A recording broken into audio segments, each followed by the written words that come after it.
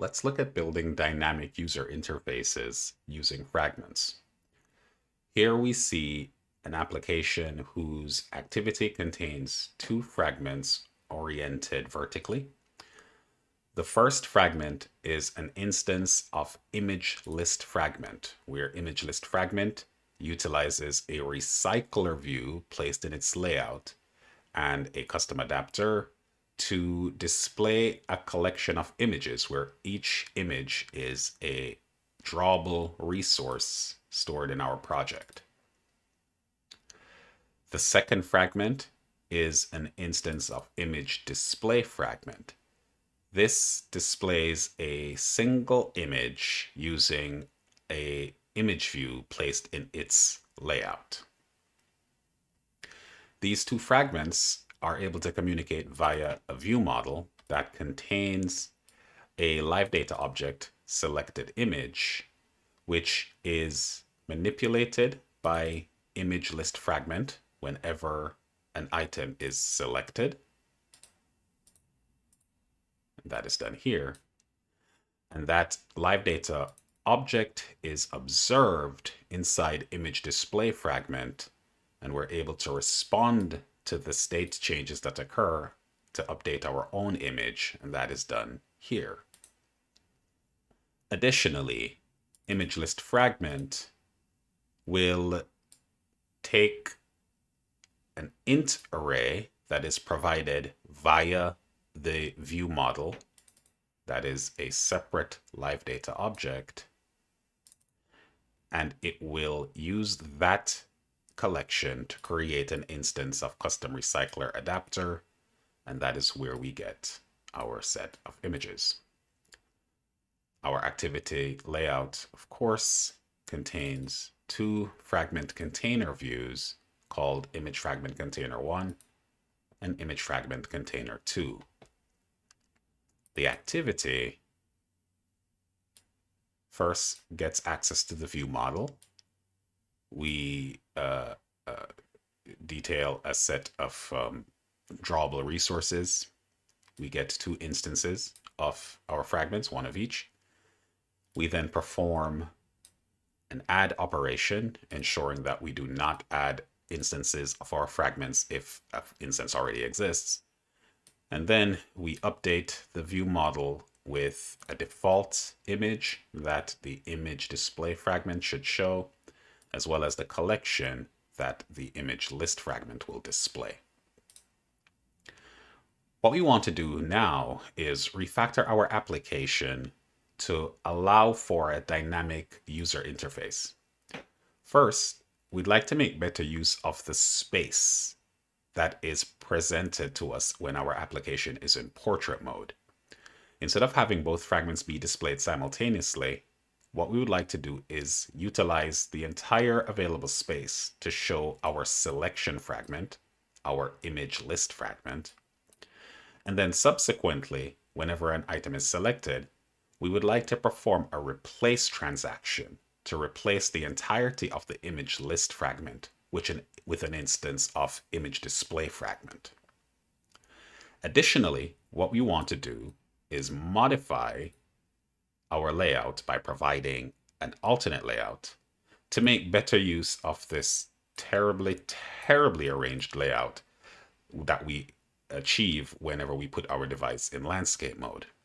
So we want to have a nicer arrangement, perhaps a horizontal arrangement of fragments where we still see both the image list and the image display fragment, but in a horizontal orientation. So let's start with modifying our application in portrait mode. The first thing we're going to do is we're going to remove every reference in our activity to image display fragment or to the second container. We may have to re-add some of this later on, but for now, let's just keep it simple. So we're removing everything that was creating, modifying, or adding an instance of image display fragment to any component or to the layout or the view model for that matter in our applications. We've removed all of those references. And what we're now left with is a empty second container where our first container still displays our list. So now we can go to our activities layout and remove this second container and have container 1 take up all available space. And we're going to change percentage here to tell it you don't need to take up only a portion of the space anymore. You can take up all available space. Running our application now, we get the fragment taking up all available room in the activity.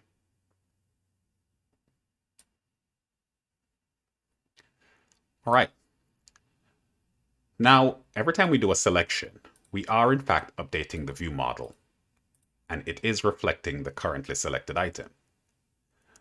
What is not happening is that we're not able to see that selection because we don't have an instance of image display fragment.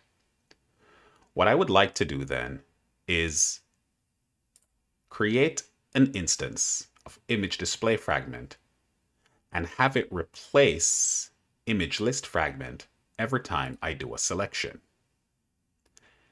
Now, we're going to do this using a relatively straightforward approach. Basically, what we're going to do is from within our activity, we're going to observe the selected image live data, and we're going to use the state change that occurs as an indicator to our activity that it should perform the replace operation, and we'll execute a transaction to swap the fragments.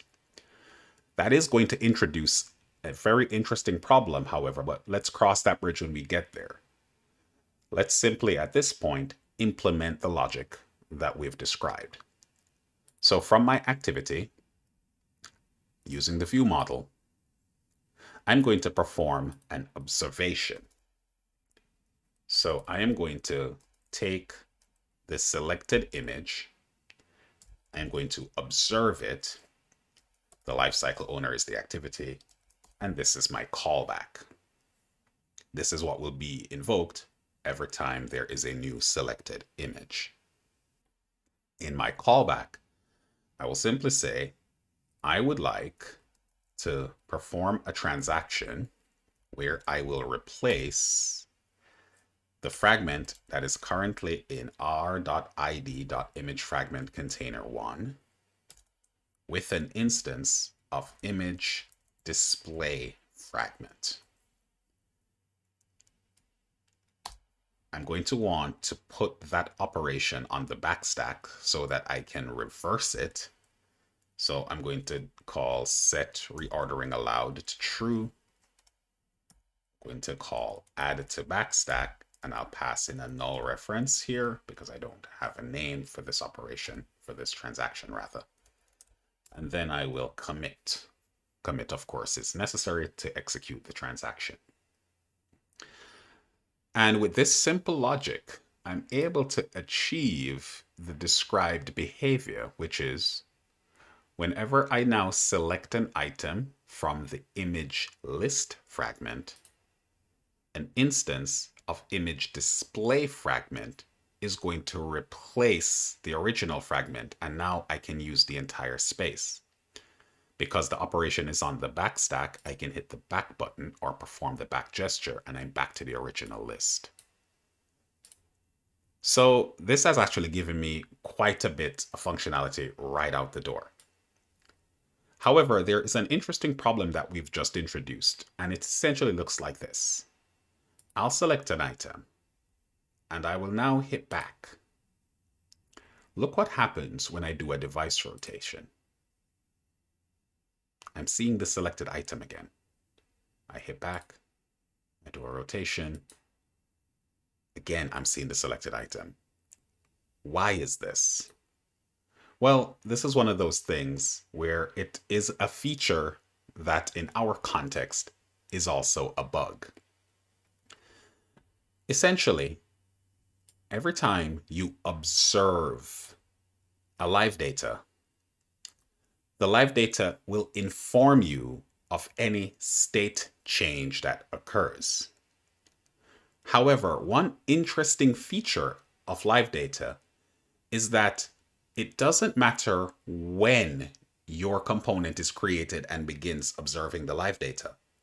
The moment you start to observe a live data object, it will send you the current state of the live data, almost as if the change just occurred, even if the change occurred a long time ago. The reason why we're getting this behavior based on that specific characteristic of live data is that every time I do a device rotation, my activity is killed and recreated. Because it's recreated, onCreate is invoked.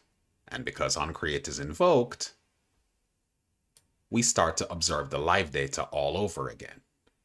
When we observe the live data, it tells us that here is a selected item, and it triggers our callback. So every time our activity is recreated, our callback fires. Now, this is a known problem in air quotes, when it comes to using fragments, view models, live data. And essentially, it boils down to how can we ensure that a UI event should only be triggered the very first time a state change occurs. In other words, something about my UI, whether it's a fragment transaction or displaying a toast or a snack bar or some other dialogue, if that should only happen once, then I don't want it to happen the second time or the third time if I do something like a device rotation. So how can I prevent that from happening? There are a lot of documented solutions out there, some far more complex than others. What I'd like to do here is present a very straightforward solution, if not a relatively rudimentary solution, but one that does in fact solve the problem. And I'll talk to you about some of the limitations afterwards. Basically, what we need to do in order to solve this is we want to have a flag, a Boolean value, a check, to determine whether or not we should perform this operation. Essentially, the flag will be, if I have not seen a change before, perform this transaction, but then make a note that I have already seen and responded to that particular state change. If the activity is restarted and my logic is executed again, this transaction should be skipped because my guard will say, oh, I already saw that data. And then what I will do is reset the flag every time new data is set. So that can be done in a few ways, but probably the most straightforward way is simply to implement this inside our view model, since that's where the data resides anyway. Now, this can be done with a single piece of data. In this instance, we're not going to use live data because we don't want to observe this data. We just want to be able to check it. So for simplicity, I'll just keep a public var that I will call has seen state change. Or let's call it something more specific, has seen selection. And I will simply set this to false. Now, I could make this private and have the necessary functions to control it, but again, I'm just trying to keep this very generic. This is a flag that I will use to make sure that my activity does not respond to something that it has already seen.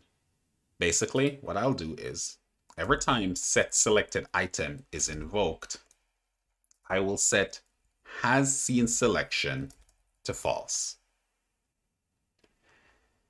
In my activity, I will now add this logic. If image view model dot has seen selection is not true, so I'll negate that value.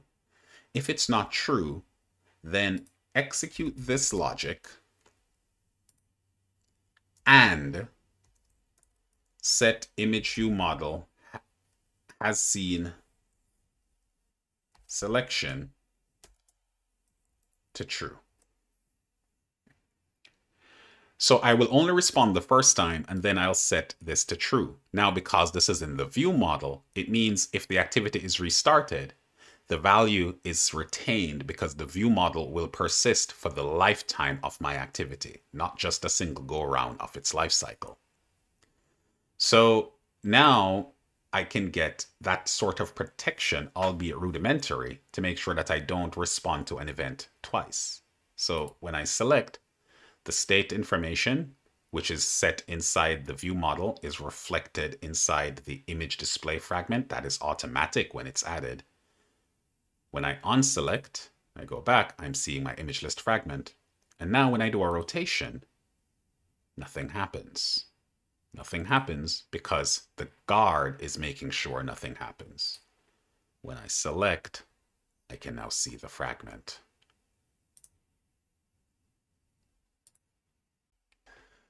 Now, the limitation here, such as it is, and what makes this a little hacky, is that by using only a single flag, I am essentially limiting my implementation to only having this activity have a guard. In other words, this works because only my activity has this UI change that it wants to make the first time an event occurs, that selection event.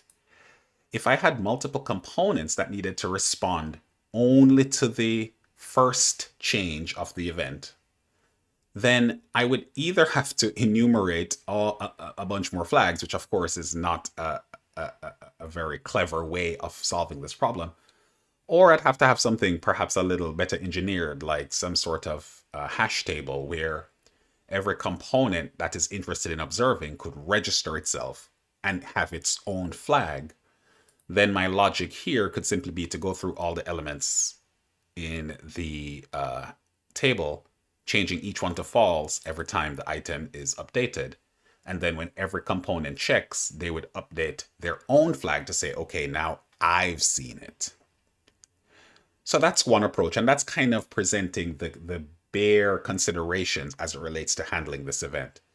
There are lots of solutions out there. This is a recognized, let's say, feature slash bug of using live data in this manner. So you have a lot of people presenting their own solutions, and you are welcome and encouraged to do some reading and investigate other approaches. But this is certainly the simplest approach that works for us. The next thing that we would like to do here now is address the issue of what our activity looks like in landscape mode.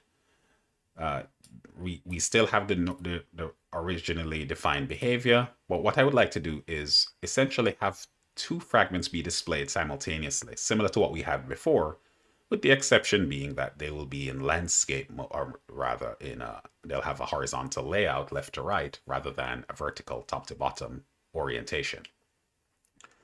So I'll start by creating a new layout file. So I'll create a new layout resource file, which will be for activity main.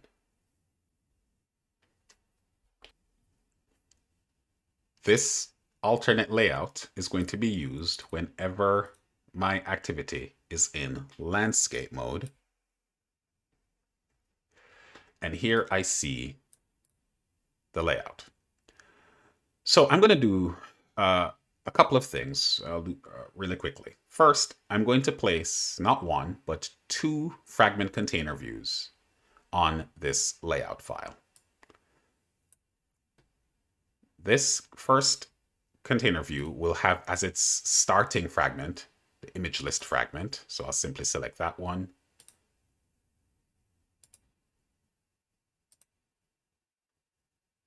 And the second fragment container view is going to have image display as its default. So I'm just selecting that so we have something to see.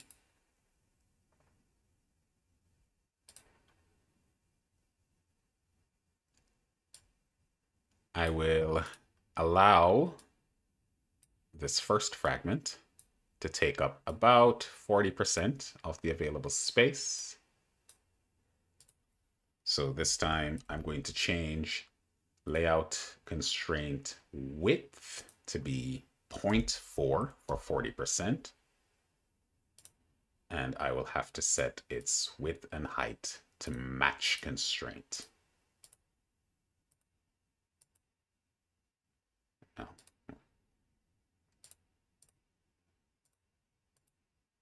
No, I didn't have it selected. And now I'll have this second fragment container view just take up the remaining space. So I'll select this, set this to the end. And now I'll tell it to match constraint. So these are the two containers. Now what I'm going to do is I'm going to give this first fragment container view the same ID as the fragment container view in the default layout file, and that is image fragment container 1. The result will be that regardless of the orientation of the device and regardless of which layout file we're using, we will always have an instance of a fragment container view with the ID image fragment container 1. And we're going to leverage that knowledge in a little while. The second fragment container view, I'll just call image fragment container 2. This fragment container view will only be present in landscape mode because this is the landscape orientation layout file. So image fragment container 1 will always be present. Image fragment container 2 will only be present in landscape. So what does that mean for our activity and what does that mean for our logic? Well, let's think this through and decide how we need to refactor our activity to make sure that we are efficiently using and creating fragments when necessary. The first thing that I recognize is that it doesn't matter what my application is doing. I always want to have an instance of image list fragment in image fragment container 1. Whether I'm in portrait mode or landscape mode, I want to have an instance of my list fragment here. So the logic right now doesn't need to change. I always want to do this. However, if I have an instance of the image container view, fragment container view rather, with the ID image fragment container 2, if that is not equal to null, then that means I have that second container and I can perform a transaction to add to that container an instance of image display fragment. I am not going to add that transaction to the backstack. I'm simply going to commit because I don't want you to be able to reverse that operation if the device is in landscape mode. So if this is true, if it's not null, which means it's present, then perform this transaction where I add an instance of image display fragment to this container. And because image display fragment will update itself based on the value of a view model, I don't even need to do anything else as it relates to this fragment. Any selection that occurs will update the live data object in the view model, and then image display fragment will update itself automatically. So let's see what we get in landscape when we run this new version of our app. So we start in landscape and we'll see we get this interesting behavior where now we have a nicely arranged instance of our activity. And I don't have a nicely arranged version because it turns out I have multiple instances. And I have multiple instances because I forgot to remove inside of my landscape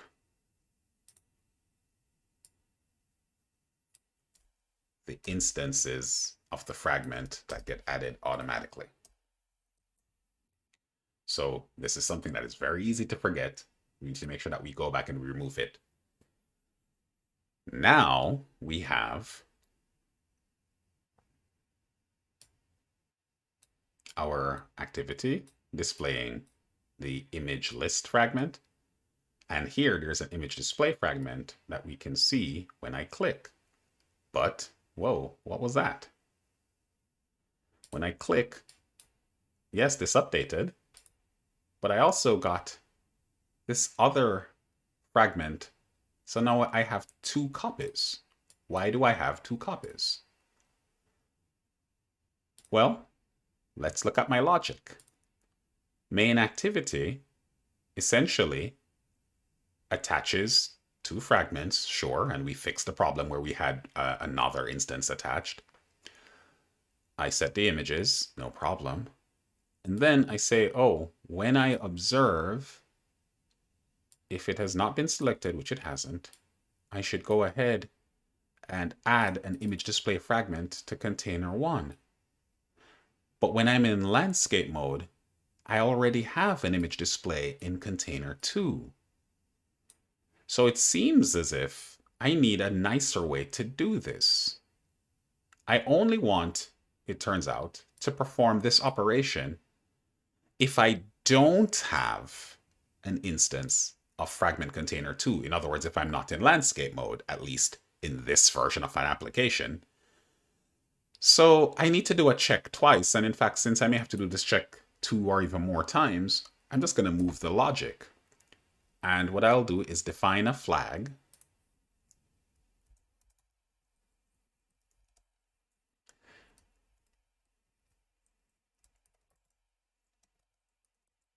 called toContainer. And then in my activity, after I attach or I set the content view, I'll do a check and toContainers. In fact, let's give this a better name. Let's call this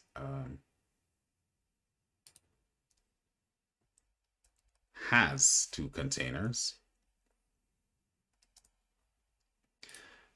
Will be set to whether or not, well, we made it a val, so it needs to be a var. By making it a var, it can change. And you can make it private. So if it has two containers, if this is not equal to null, then it has two containers. So if this is true, then it has two. So here we want to say if has two containers, then add the second fragment. And here we want to say if image, etc., that has selection and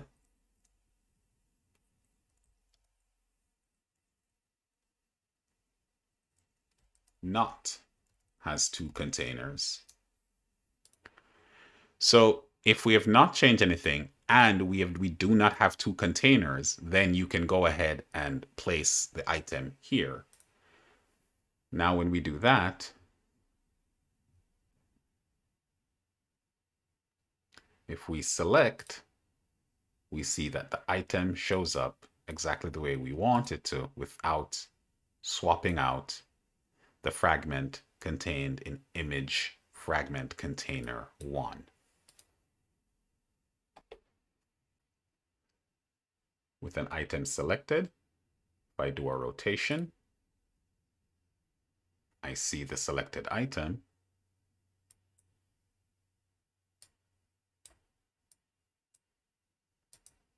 And I can select and continue. If I rotate, now if I go back,